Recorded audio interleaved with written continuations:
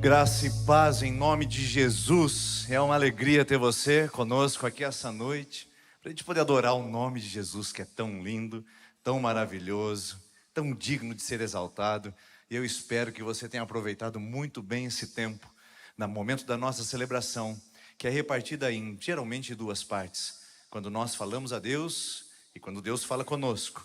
Espero que você tenha usado bem esse momento para falar com Deus durante a adoração, porque agora o Senhor quer falar com você através desta palavra que tem por tema e por título Histórias e Vitórias. E eu vou tratar com você sobre esse tema tão interessante que tem de alguma maneira tocado a nossa comunidade, e temos aí trabalhado com ele já há 3 semanas, e agora nós estamos encerrando, porque até o final deste mês nós encerraremos a nossa série com este título. A proposta nossa, inclusive, é ser bastante didática e pedagógica.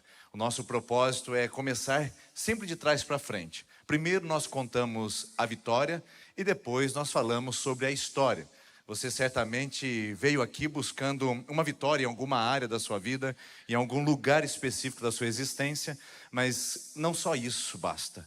É necessário você saber o cenário, o contexto, os bastidores, para que você possa acessar esse lugar onde o triunfo, a graça e a misericórdia de Deus possam ser verdadeiras sobre a sua vida. O personagem que eu escolhi hoje para compartilhar com você é um personagem que é um pouco mais conhecido na nossa tradição cristã, que é chamado de Gideão. Opa, por favor, Gui.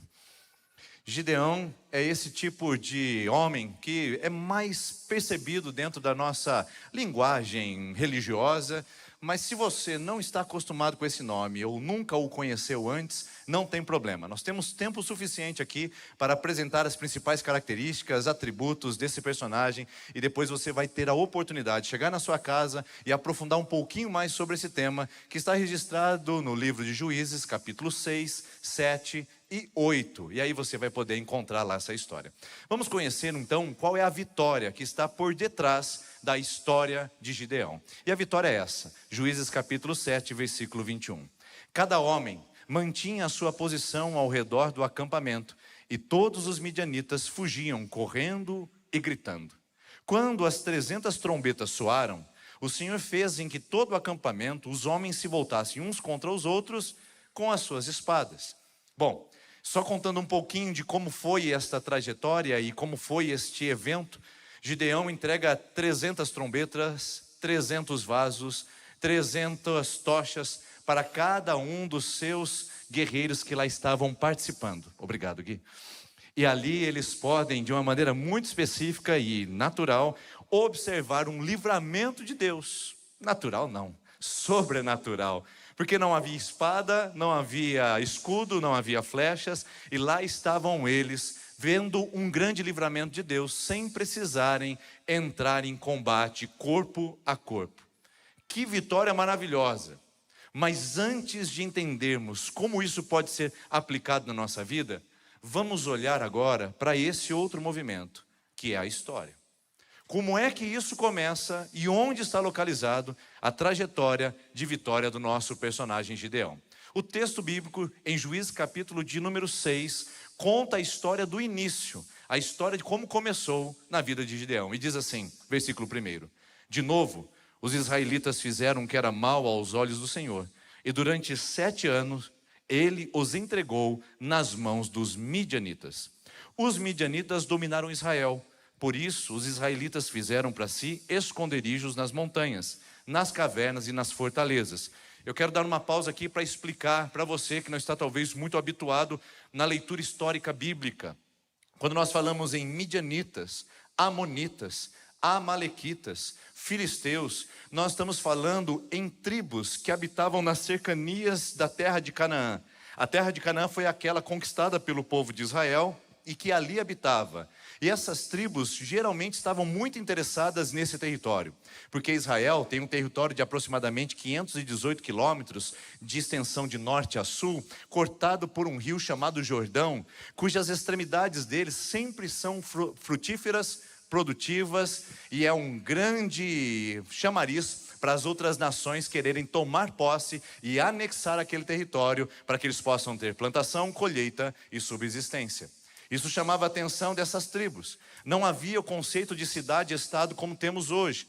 Não havia o conceito de nacionalidade, mas havia esses guetos, essas tribos, e elas queriam tomar posse desse território. Por isso eles eram atacados de norte, leste, oeste, sul, porque era um território bastante interessante para o contexto geopolítico daquela época. Então, observe que os midianitas avançam contra Israel, mais uma vez, porque eles sempre costumavam fazer isso na época da colheita.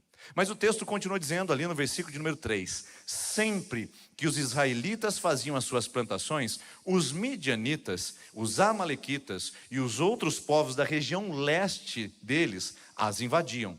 Por causa de Midian, Israel empobreceu tanto, que os israelitas clamaram por socorro ao Senhor. Observe bem esse texto, que agora ele vai dar para nós indicativos de um cenário, de um contexto no qual Gideão está inserido, e que a vitória, na verdade, é uma consequência da superação desse contexto. Vamos lá? É o mesmo versículo, é o mesmo texto, mas agora com a observação seguinte: Gideão é produto do seu meio. Você precisa entender que Gideão é o resultado imediato do contexto que ele vivia. E que contexto é esse? Esse está relatado aqui no versículo 1 como um lugar de extrema desobediência e rebelião a Deus. O povo fez o que era mal perante o Senhor. E o que era mal perante o Senhor? Era colocar Deus na retaguarda de todas as suas ações, elegendo e escolhendo ídolos e outros deuses para lutarem diante deles, para serem objeto do seu sacrifício e da sua adoração. Israel havia abandonado o culto verdadeiro ao Deus de Israel e havia se prostituído com outras divindades dos cananeus, dos midianitas, dos amalequitas. Gideão está nesse contexto, nesse cenário. Inclusive a sua própria família era uma família idólatra, ao ponto de se submeter a essas divindades, onde Gideão recebe dessas informações.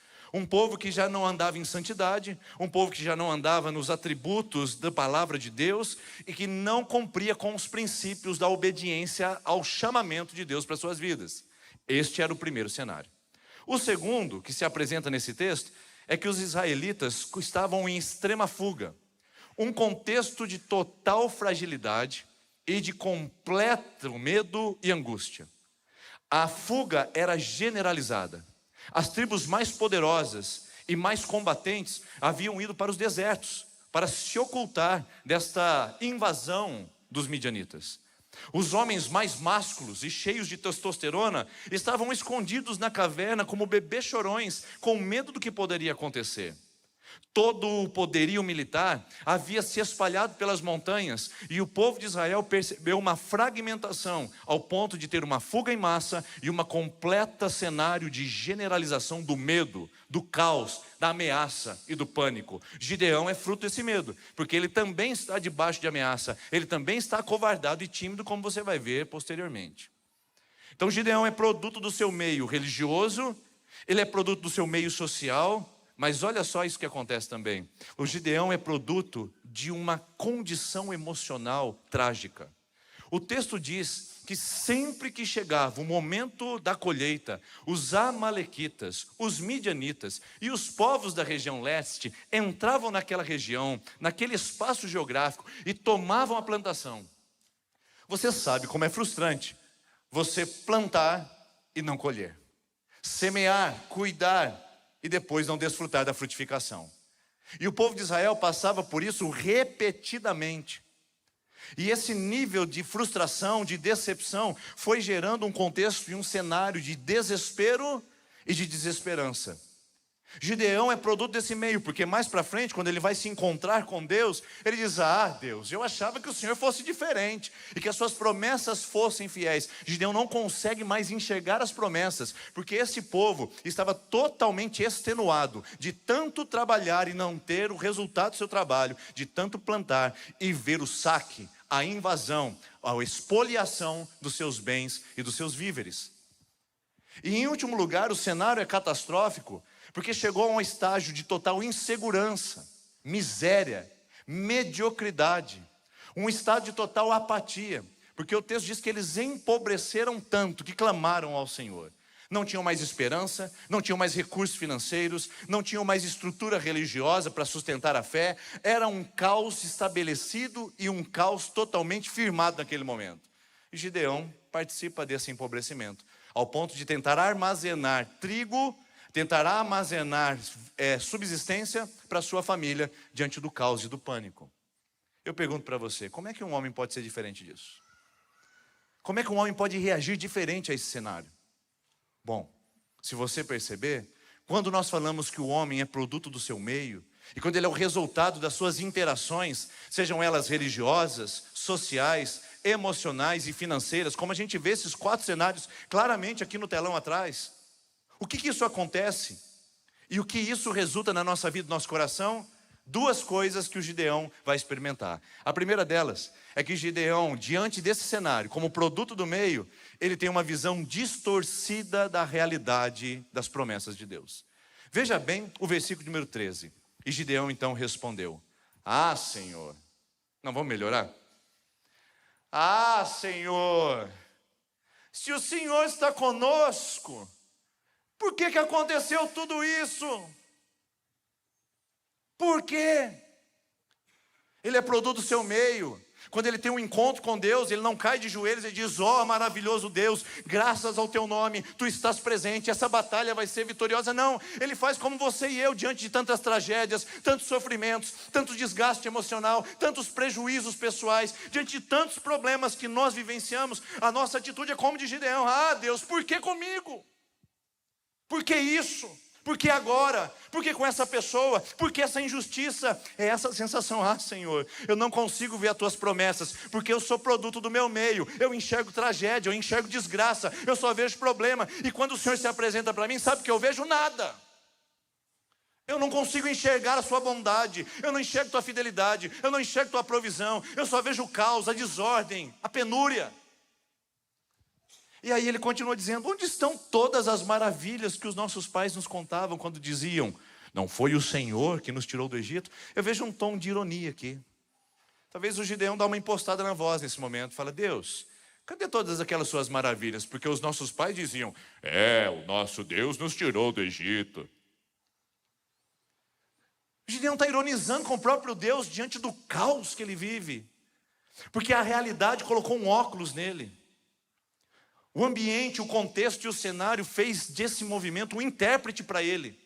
Interpretava a realidade de Deus e de suas promessas a partir do seu contexto. Isso é tragédia. E esse é um problema, quando o contexto começa a determinar a nossa visão e a nossa compreensão de Deus. E ele continua dizendo: agora, porém, o Senhor nos abandonou e nos deixou à mercê, nos entregou na mão de Midian, esse povo cruel.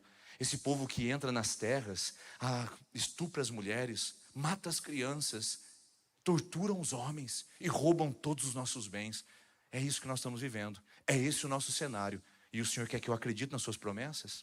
Gideão estava profundamente ofuscado em perceber Deus na sua história, diante do cenário e do contexto que ele vivia e que ele experimentava. Ele é gente como a gente. Ele enxerga a realidade a partir da sua realidade. Ele é fruto do seu contexto. E isso ultrapassa o limite de Deus. Isso volta para ele mesmo. Ele não só ataca Deus dizendo: o Senhor não é o que deveria ser. Ele também diz: eu não sou quem deveria ser também. Olha só, para o avançar do texto, eu estou fazendo recortes, porque são 3 capítulos e a gente não vai conseguir ler tudo. Então eu vou fazendo recortes com você aqui, para a gente entender um pouquinho dessa trajetória. O Gideão respondeu no versículo 15: ah, Senhor... Cara chato, né? Deus, de novo essa vozinha irritante. Vamos lá. Ah, Senhor, como que eu posso libertar Israel? Deus tinha chamado, falando: você vai libertar o povo dos midianitas. Ah, Senhor, eu não. O meu clã, a minha tribo, é a menos importante de Manassés. E eu sou o menor da minha família, a família de Efraim. Eu não tenho nada. Quem sou eu? Ele não conseguia nem mesmo se enxergar, nem se ver como um recipiente, um fiel depositário da bondade, da misericórdia e do favor de Deus. Ele dizia: ah, Senhor, eu não. O Senhor errou de endereço. O Senhor errou de CEP. É na casa do vizinho. Ele é um guerreiro valente. Aquela pessoa lá tem mais condições. Mas eu sou o menor. Você consegue ver aqui a imagem? Desculpe, mas eu tenho uma mentalidade meio criativa quando eu leio a Bíblia. E eu fico lendo esse texto mais ou menos assim: ah, Senhor, eu sou o menor da tribo de Manassés, eu sou o mais pequenininho de toda a minha família. E ele vai encaramujando a sua história. É lógico que essa palavra não existe no nosso dicionário, mas é bem útil para esse momento. O fato de a gente encasular novamente diante de uma ameaça, uma crise ou um conflito.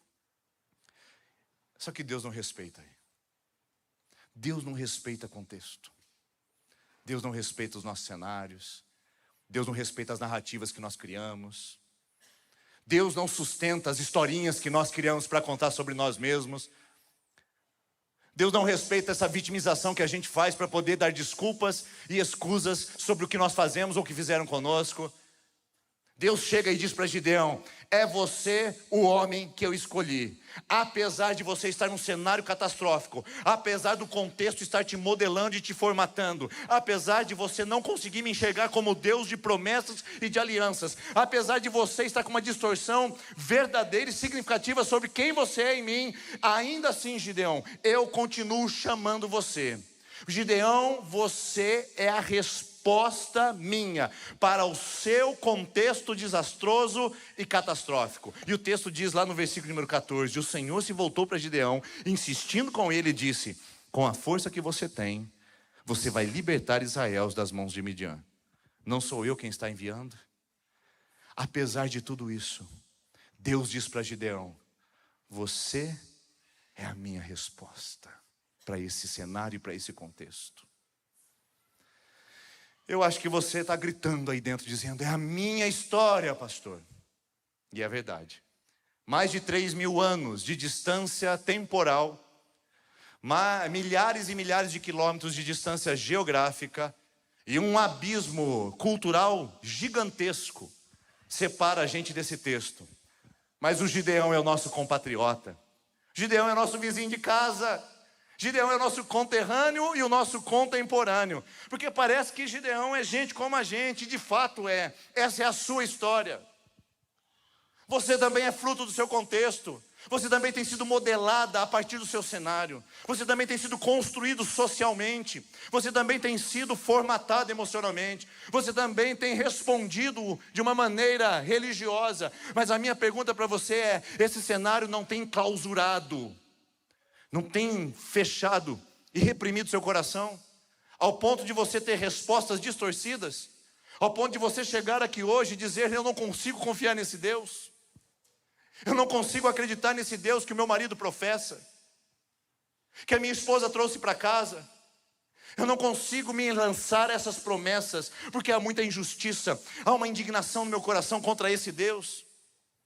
Parece que as promessas dele são reais para todos, menos para mim. Parece que ele entrega o presente dele para todas as casas, e eu fico esperando e olhando o meu aplicativo para ver se saiu para entrega a minha bênção, e nunca chega, nunca vem.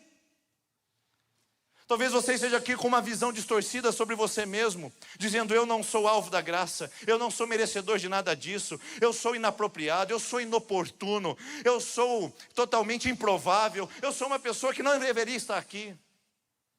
Eu deveria estar naquela outra igreja, naquela outra religião, eu deveria nem estar numa igreja. Eu não sou digno, eu não me sinto competente o suficiente. Talvez você esteja exatamente com a história de Gideão.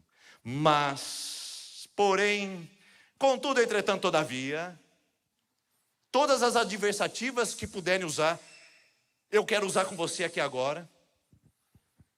Ainda assim, Deus olha para você e diz: você é a minha resposta para este contexto. O contexto é abusivo, é violento, é injusto, é catastrófico, é caótico, é triste, é deprimente, é complicado. Mas você ainda continua sendo a minha resposta para esse cenário. Não há desculpas, não há esquivas. Só há uma maneira de respondermos a esse chamado: ou sim, eu sou e sou chamado pelo Senhor, ou não, eu não quero. Mas que você é chamado, e que você é a resposta de Deus para um mundo cheio de malignidades e de maldades, isso você não pode negar. A isso você não pode resistir. Apesar da sua história, apesar do seu cenário, você é a resposta de Deus. Porque Israel havia clamado: o Senhor nos livra do midianita, nos livra desses guerreiros contrários. E Deus diz: eu vou livrar. E vai lá e escolhe Gideão. Tem alguém orando lá na sua escola. Tem alguém orando lá no seu trabalho. Tem alguém orando lá na sua casa. Tem alguém orando aqui na sua igreja. E sabe o que Deus fala? Chama você e diz: você é minha resposta. Eu te coloco naquela universidade, eu te coloco nesta academia, eu te coloco neste trabalho, eu te coloco nesta família, eu te coloco nessa cidade, eu te coloco nessa nação, eu te coloco nesse lugar, porque você é a minha resposta. E não importa o contexto, não importa a sua visão distorcida, não importa a realidade que você tem sobre você mesmo, eu tenho um chamado para você. Por isso, se eu pudesse dar um título a esse tema, eu chamaria de a história de Gideão. O chamado de Deus para sermos uma resposta para o nosso contexto. Porque Deus chama. E talvez você esteja ainda tentando se esquivar, tentando resistir. Talvez a sua linguagem corporal já tenha mudado e você fez assim: lá vem essa conversa, essa história. Fale mais, pastor. Então vamos lá? Deixa eu avançar, não com a minha história, mas com a história de Gideão. Porque Deus chama, e quando Ele chama gente comum. O versículo de número 11, sobre a história de Gideão, continua assim: então, o anjo do Senhor veio e sentou-se debaixo do carvalho de Ofra, que pertencia ao abiesrita Joás. Gideão, filho de Joás, estava malhando trigo em um tanque de prensar uvas, para escondê-los dos midianitas. O que o Gideão estava fazendo? Qual era a atividade dele? Ele não está num campo de batalha, ele não está num departamento militar, ele não está numa academia de treinamento, ele não está aperfeiçoando as técnicas de guerrilha, ele não está fazendo um curso estratégico de tática militar, ele não está fazendo cursos para assumir uma monarquia. Gideão está malhando trigo no lagar. Atividade comum, ordinária, corriqueira, que todo pai de família fazia. Ele ia ao campo, recolhia os seus feixes, voltava na eira, subia e malhava o trigo, à luz do sol, batendo naquele lugar, até desprender-se os grãos, para que ele pudesse armazenar e dar subsistência à sua família. O que Gideão está fazendo? Ele está tentando fazer a vida continuar comum como ela é. E Deus vai e encontra esse homem no comum e no ordinário para dizer: ei Gideão, é você. Porque Deus chama gente comum. Deus não chama gente de casta hinduísta. Não há sistema de casta em Deus, em Cristo ou no cristianismo. Não há sistema de seleção por estirpe sacerdotal. Isso já acabou, irmãos. Nós somos do Evangelho. O Evangelho chamou a todos. Ele diz em 1 Pedro, capítulo 2, versículo 9: vocês são nação santa, povo eleito, nação escolhida. Vocês são sacerdócio real. Gente comum, que tem nobreza, porque tem chamado. E um chamado de Deus para a sua história. Gideão é aquela pessoa, ou aquela imagem, ou é a metáfora da mulher que está trocando fralda dos seus filhos, do homem que está acordando cedo e entrando num ônibus apinhado de gente para chegar a tempo ao seu trabalho, do empresário que está dioturnamente trabalhando para cumprir com seus boletos e os seus compromissos empresariais, daquela pessoa de alto escalão econômico que está fazendo as suas viagens em um jatinho particular para fazer os seus negócios, daquele homem que está cuidando dos seus filhos enquanto a esposa está indo para a faculdade começar uma nova empreitada de carreira profissional. Gideão é gente como gente, é gente do comum, gente do solo que brota todos nós. Não há nenhum tipo de experiência especial, enriquecedora na história de Gideão. Ele é gente comum, desinteressante, como você e como eu. Irmãos, nós precisamos entender o seguinte: nós somos desinteressantes. A mídia social que está contando uma mentira ao nosso respeito. A gente quer viver uma vida extraordinária, postar uma vida extraordinária, mas a maior parte da nossa vida passa no comum. É na academia cuidando do nosso corpo, é naquele momento de leitura e de estudo, é naquele momento cuidando dos filhos e fazendo a disciplina deles, é naquele momento jantando com a esposa ali na sala de casa, é naquele momento onde a gente está no trabalho cheio de compromissos, é naquele naquele momento enviando e-mails, respondendo e-mails. A maior parte da vida passa no oculto, no comum. Só que a gente tem uma vibração, a gente tem uma fixação por o extraordinário. E sabe o que a gente imagina? Porque a gente sabe que é uma farsa, que o nosso Instagram é uma mentira. A gente sabe que a gente não atende aquele requisito. A gente inveja os outros e diz, esse sim. Ah, essa família sim. Não, essa pessoa sim. E sabe o que a gente faz? A gente deixa de viver o extraordinário de Deus na nossa vida, porque nós achamos que somos comuns demais. Só que eu quero resgatar isso com você aqui essa noite. Você é comum. Você é desinteressante. Eu também sou. A maior parte da minha vida não é aqui em cima. Vocês me veem aqui por 45 minutos aos domingos. Eu tenho 24 horas vezes 7. Você não sabe o que acontece. Mas Deus chama gente comum como eu. Gente comum como você. Gente que não tem nenhum tipo de atributo para herói, para heroína, para dizer que Ele vai no solo comum da existência para dizer, é você. É você, minha filha. Você estava dizendo até agora que não, mas é você. Basta ser comum para Deus te chamar. Basta vir do solo ordinário para Deus fazer algo extraordinário com você. Agora preste bem atenção que eu não posso pular esse texto sem antes que você entenda uma coisa. Onde é que Gideão está? No solo comum da existência, malhando trigo. Mas onde que ele está? Malhando trigo no lagar, na prensa de uvas. Ele estava fazendo uma coisa fora do comum. Porque o seu medo era tanto, o seu receio era tanto, que ele colocou uma lona por cima daquele tanque de prensar uvas e estava embaixo, quietinho, malhando trigo no lagar. De tanto medo, de tanto pavor. Aí Deus olha e fala, deixa eu achar o meu herói, deixa eu achar meu herói. Aí ele dá uma passada e olha um grande guerreiro, ele vê aquele homem poderoso, ele vê aquele cara cheio de competências militares, ele olha e fala, não, e Deus faz o radar dele acionado e diz, Gideão, é você, embaixo da lona, escondidinho, temeroso, covarde, é você, Gideão. Se Deus escolhe gente como Gideão, se gente escolhe gente como Denis, Deus escolhe gente como você, meu filho. Deus escolhe gente como você, minha filha. Não há desculpas, porque Deus sempre escolhe gente comum. Mas olha só, isso não é o suficiente. Deus escolhe pessoas comuns que são improváveis, inclusive. Olha só o que o texto diz. Então o anjo do Senhor apareceu a Gideão e disse, o Senhor está com você, poderoso guerreiro. Eu imagino que o Gideão, nesse momento, tenha olhado. Como? Deus olha e fala assim, é você, Gideão. Você é valente guerreiro.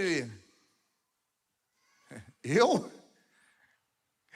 É interessante, né, quando acontece isso às vezes, a pessoa olha para você assim e faz assim, e aí você toda animada, aí você olha para trás e tem outra pessoa, desculpa, eu estou passando com isso com uma relativa frequência diante do aumento de número de participantes da igreja, aí assim, para não ser deselegante, alguém faz do outro lado da rua e eu, todo animado, eufórico, aí dá uma olhada, tem outra pessoa atrás de mim, falando, desculpa, não é comigo. Eu sinto que o Gideão passou por esse constrangimento. O Senhor é contigo, homem valente. Ele olha e fala, Aú! Não, ele não teve essa experiência. Ele disse, eu sou improvável. Olha a minha tribo, olha de onde eu vim, olha a minha história.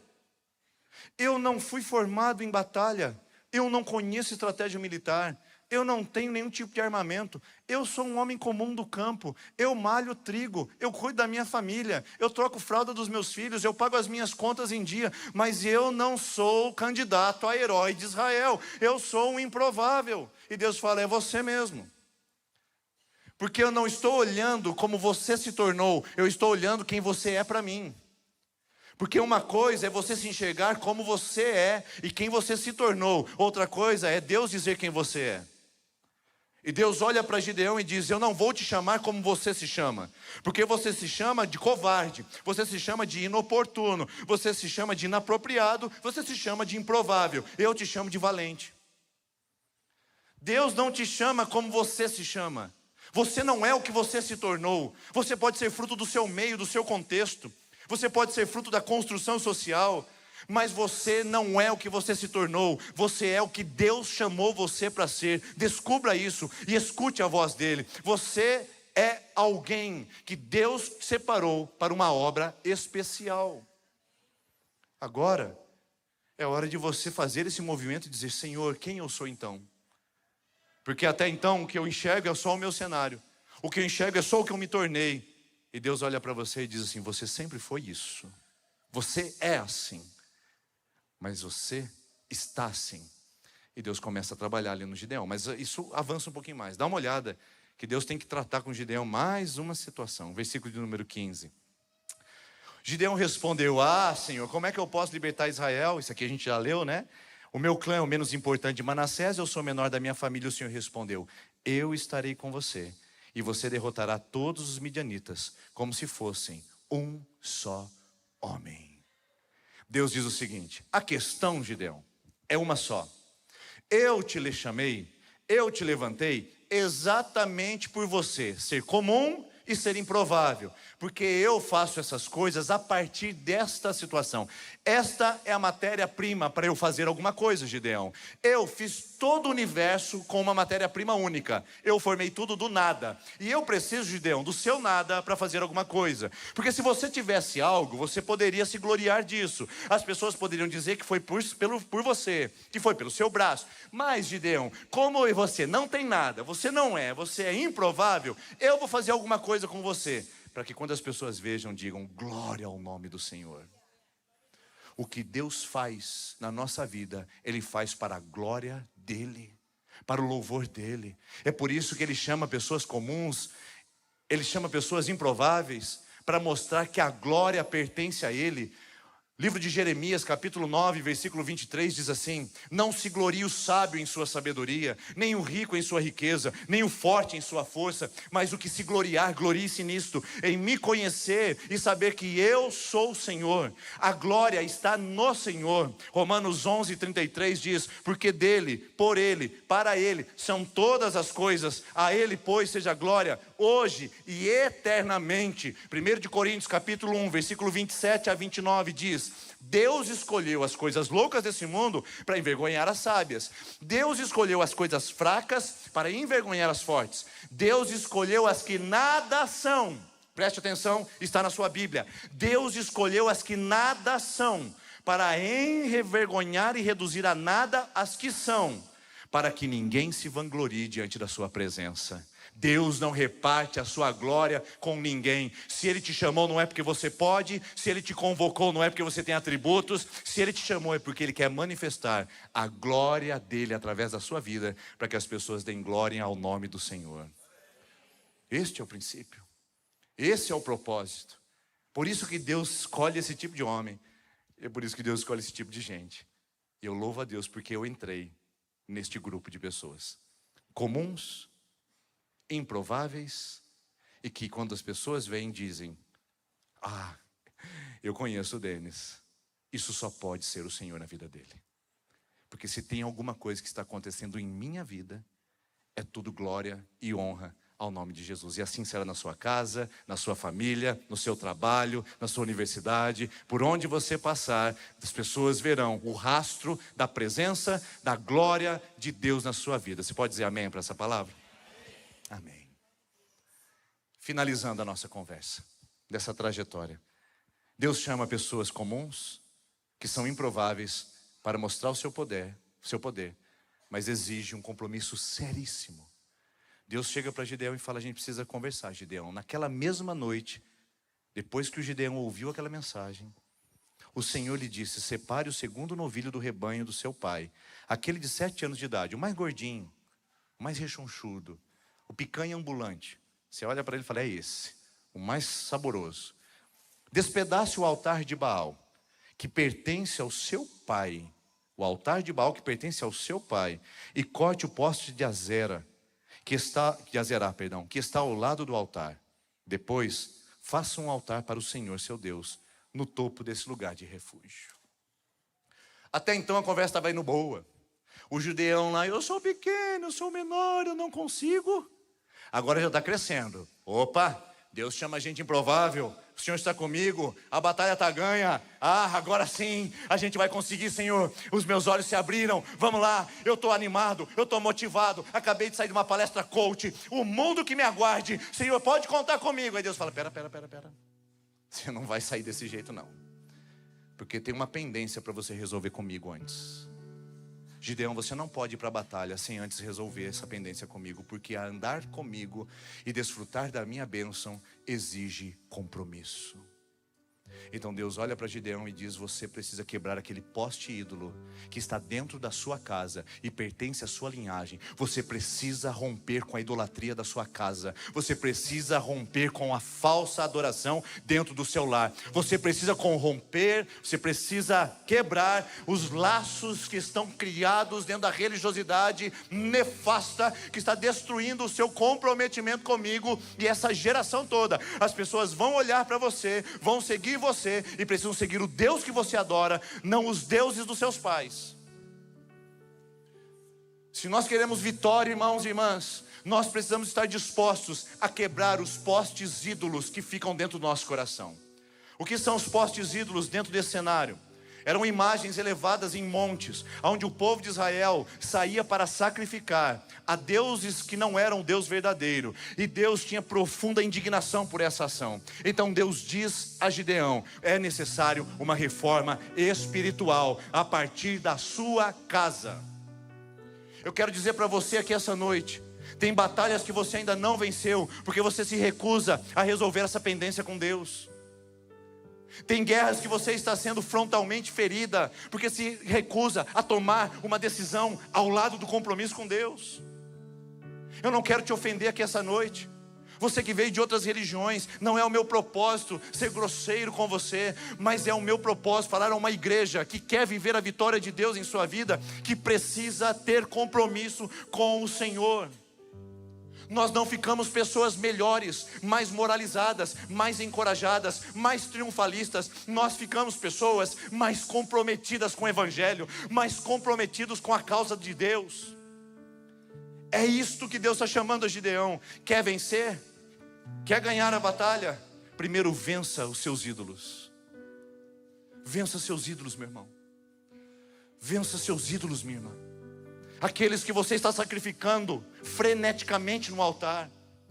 O ídolo do trabalho, do dinheiro, da religiosidade. Como é que um pastor fala mal da religiosidade dentro de uma igreja? Porque nós não somos religiosos. Nós somos adoradores de Jesus.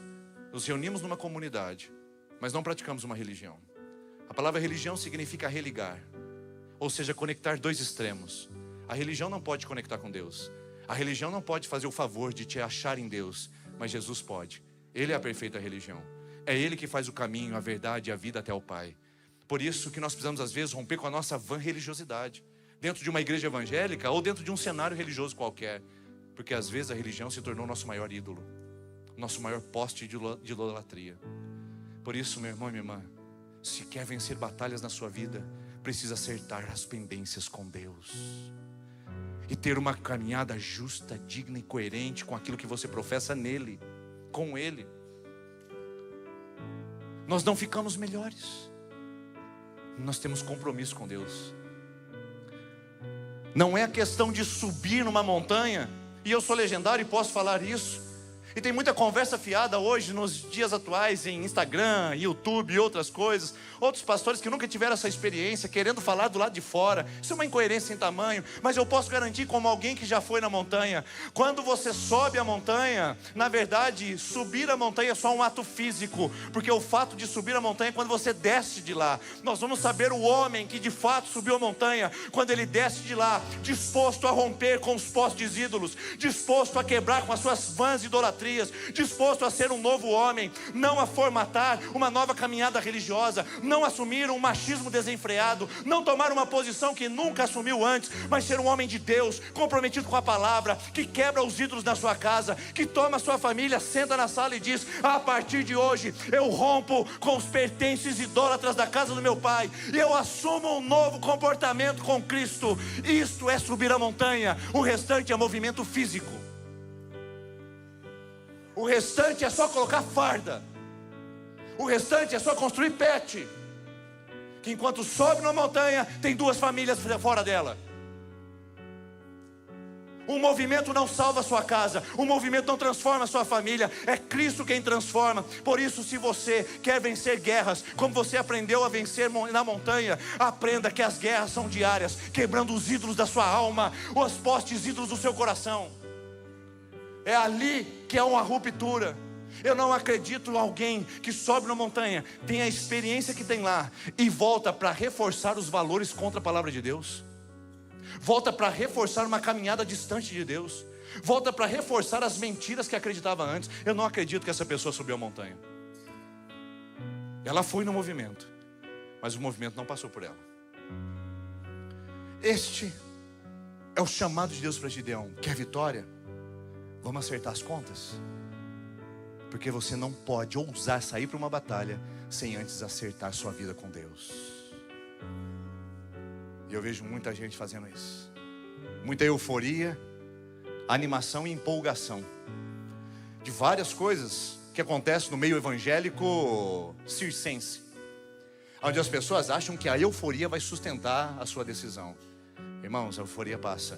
O compromisso deve permanecer. E o compromisso é diário, de derrubar ídolos e romper com falsos deuses dentro da nossa alma. E eles não precisam estar em imagem de escultura. Basta que a gente coloque-os na frente de Deus, e isso já será um ídolo no nosso coração. Agora, para encerrar, para finalizar, talvez você conheça a história da vitória que está aqui, né? A gente já estava lá, a gente já passou por ela. Mas olha que interessante que acontece. O Gideão, ele faz o seguinte movimento. Quando ele derruba o poste ídolo, os homens daquela cidade olham para ele e dizem assim: você não é Gideão não, rapaz. Você quebrou o altar de Baal, o nosso Deus, o Deus da fertilidade cananeia. Você não é Gideão não, seu nome é Jerubaal. Sabe o que significa Jerubaal? Que Baal se defenda. É mais ou menos o seguinte: levantou um homem aqui que vai se contrapor às estruturas de injustiça, de mentira, de engano, de pecado sistêmico e estrutural. Se levantou um homem nesse lugar que vai derrubar os ídolos mentirosos dessa nação.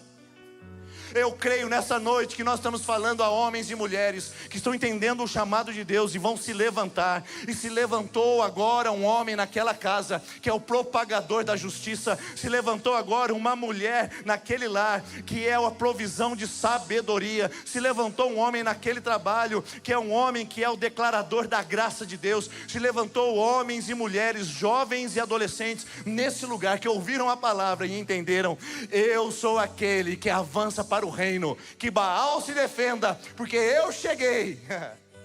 Que Baal se defenda na minha casa, porque ele não tem mais lugar dentro dos meus filhos, no meu relacionamento com a esposa. Ele não tem mais lugar dentro do meu trabalho. Ele não ocupa mais os sonhos das minhas finanças. Que Baal se defenda, porque eu me levantei como homem de Deus. E você se levantou como mulher de Deus. Ah, queridos, se você está entendendo essa mensagem, eu tenho certeza que os Baais desse mundo já estão tremendo e temendo, porque Deus sabe o que você é e quem você é para a glória dele nesse mundo. A vitória aconteceu da seguinte maneira: Gideão dividiu o grupo em 300 homens, em 3 companhias, e pôs nas mãos de todos eles trombetas e cântaros vazios com tochas dentro. Preste-me atenção, 300. O que está acontecendo aqui? Vou explicar para você. Quando Deus chama Gideão e fala: eu vou vencer essa batalha para você, Deus não diz com quantas pessoas ele iria. O exército do lado de lá era o exército midianita e tinha 21 mil pessoas. 21 mil. Aí o Gideão, que depois se torna Jerubaal, ele toca a trombeta, e com um toque de trombeta 32 mil homens se juntam a ele. Lembra? Caverna, deserto, esconderijo, montanha. Ele toca a trombeta e o povo vem, porque todo mundo quer seguir alguém que segue a Deus verdadeiramente. E aí eles chegam, se posicionam, e o Gideão, como um forte guerreiro que nunca pegou numa arma na vida, começa a sua marcha militar. E ele vai avançando com 32 mil. De repente Deus fala: para. E o Gideão fala: que foi, Senhor? E Deus fala: tem gente demais, Gideão. Como assim, Senhor? Tem 21 mil, 32 mil, a batalha é nossa. Tem gente demais, Gideão. Faz o seguinte, pergunta para quem está com medo e quem quer voltar para casa. E fala para eles voltarem. Só nesse chamado, 22 mil pessoas deixaram Gideão. 22 mil foram embora. Medo e receio. Sobraram 10 mil. E aí o Gideão fala, 10 mil, 21 mil. Bom, o Senhor está conosco, acredito que alguma coisa vai acontecer. E ele começa a sua marcha vitoriosa, confiante, e vai lá com os 10 mil. E de repente Deus fala, para. De novo, Senhor. Deus fala, tem gente demais com você, Gideão. Deus, nós somos a metade do outro exército. Deus fala, tem gente demais. Faz o seguinte, Gideão, quando as pessoas forem tomar água naquele lago, naquele açude, aqueles que levarem a água até a boca, você separa de um lado, e aqueles que lamberem a água como um cão, você coloca do outro lado. Gideão fez isso, 9.700 pessoas lamberam a água, 300 pessoas colocaram a água na boca. E Deus olha para Gideão e fala assim, com esses 300 você vai vencer, tá? 21.300. Gideão, que tinha feito MBA em administração, fala, isso está errado. Ele que tinha mestrado em matemática, ele faz uma conta simples. 32.300. 1%? A gente vai encarar um batalhão com 1% do nosso contingente? Tá certo, Senhor? É isso mesmo? E Deus diz, é com isso mesmo. Porque 1% para Deus é muita coisa, gente. É muita coisa. Você não tem ideia do que Deus pode fazer com 1%. Em 2011 eu estava sentado, 2009, eu estava sentado numa clínica de fertilização, ouvindo o médico dizendo para mim, pois é, diante dos seus exames, eu posso garantir para você que você não pode ser pai pelas vias naturais. Eu vou te encaminhar então para o procedimento, porque você tem 1% de chance de ser pai. Diante daquela informação, eu e minha esposa saímos de lá, louvando e engrandecendo a Deus, porque a gente tinha 1% de chance. Pelo menos a gente poderia fazer a fertilização, e se fosse da vontade de Deus, sermos pai e mãe, experimentar isso de maneira maravilhosa. 30 dias depois, a minha esposa chega com o exame dizendo, sem nenhum tratamento, sem nenhum procedimento, que 1% já tinha valido a pena. Ela estava grávida da minha primogênita, Ana Luísa, 15 anos hoje. Aleluia.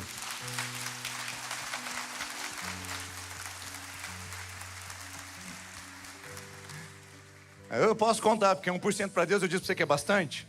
É muito. 1 ano e meio depois, vem a minha esposa, sem nenhum tratamento, sem nenhum procedimento, e mostra mais um exame. O Heitor, que hoje tem 13 anos. Resultado também do 1%. E Deus fez essa obra e trouxe esse presente para nós. Depois disso, resolvi fechar a fábrica, porque eu percebi que 1% para Deus é muita coisa. É muita coisa. 1% para Deus no seu casamento, 1% para Deus na sua cura, 1% para Deus no seu estado emocional, 1% para Deus nas suas possibilidades, 1% para Deus é muita coisa. Se agarre a isso, se apegue a isso. Se você não tem um monumento de milagre que anda para você todos os dias, como eu tenho em casa, me lembrando que 1% para Deus é mais que suficiente, pelo menos olhe para a história de Gideão e diga, Senhor, o que o Senhor fez lá, faz na minha vida também. Faz 1%, pega 1%, transforma a minha história, muda a minha vida e me traz a vitória em nome de Jesus. Aleluia.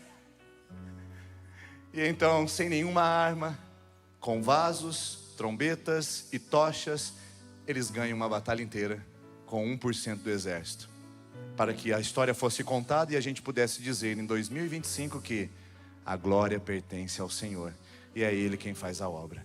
Você pode se colocar em pé no seu lugar. Eu não sei qual é a vitória que você está buscando aqui. Eu não sei o que você está procurando essa noite. Mas eu queria convidar você a cantar essa canção e dizer que Ele, Jesus Cristo, o maior vitorioso que habita em você, pode transformar o seu 1% em suficiente para manifestar da glória e do poder dEle. Feche os seus olhos. Senhor Jesus, venha. Venha como um trovão impetuoso. Venha como um trovão impetuoso nesse lugar e manifesta o teu poder em corações que entraram fechados, talvez chegaram cauterizados, pessoas que chegaram em contextos tristes e deprimentes. É agora, Senhor, como um trovão, sonda os nossos corações. Oh Deus, soa nesse lugar e traga a vitória que nós esperamos do Senhor.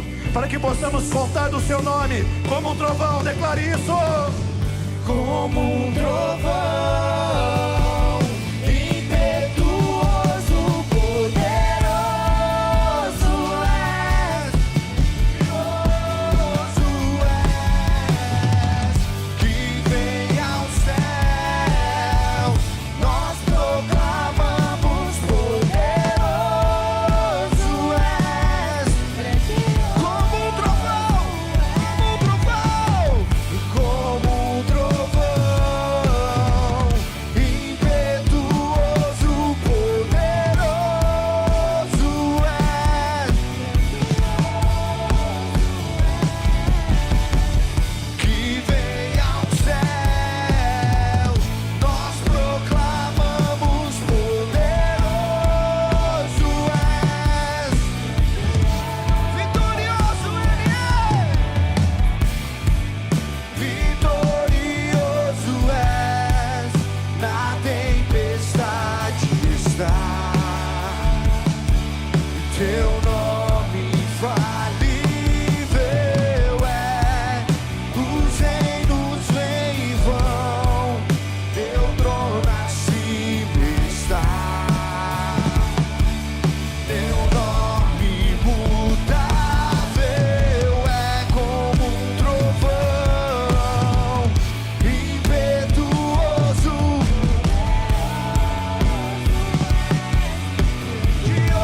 grandioso és, que vem ao céu, nós proclamamos, poderoso és. Levante as suas mãos assim comigo e vamos orar juntos. Senhor, a tua palavra diz que o Senhor é vitorioso.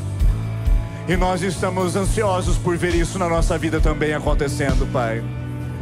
O Senhor que venceu a morte, o Senhor que venceu as trevas, venceu o inferno, venceu o diabo, venceu o pecado. Nós declaramos que Tu és vitorioso, mas nós queremos ver essa vitória fluindo também em nossas vidas, alcançando os nossos filhos, alcançando as nossas famílias, alcançando quem somos e o que fazemos, tocando todas as áreas da nossa existência, penetrando naqueles espaços mais escondidos.